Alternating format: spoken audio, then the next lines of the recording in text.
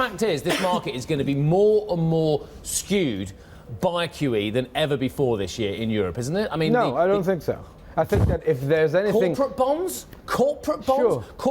Buying corporate bonds that are trading at low multiples anyway. That's going to force everyone into all kinds of other stuff as well, isn't it? Surely the distortion, the twisting of the markets because of quantitative easing is going to reach epic proportions in 2016. And I take your point about being a market of stocks. It's always a market of stocks. I think stock picking is always key. I think sometimes people forget about it, though. Sure. But in terms of the quantitative easing distortion, it's going to be epic, isn't it? It is epic. It is already epic. But you've seen the markets round trip already once on the largest buying of assets by the central bank. So be very, very careful about jumping on a wave that doesn't necessarily exist. Second, don't think that the fact that the central bank is buying loads of bonds is going to make people move into equities. It hasn't happened.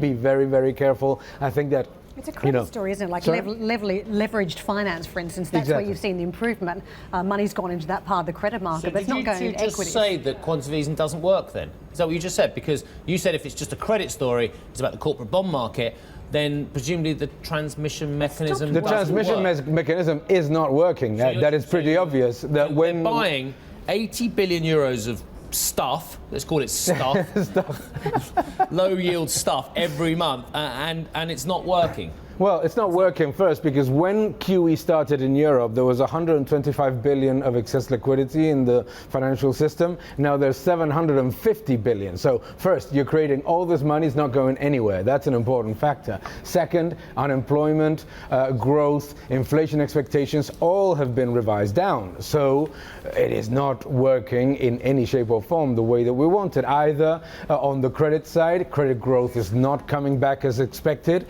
So the problem of the European Union has never been about liquidity. As I said, there was 125 billion of excess liquidity prior to launching QE. The problem was, you said it, the transmission mechanism to SMEs. That is not going to be helped by a system in Europe in which the banks finance 80% of the economy. It has to be from diversification. It's going to take a long time. It's not QE.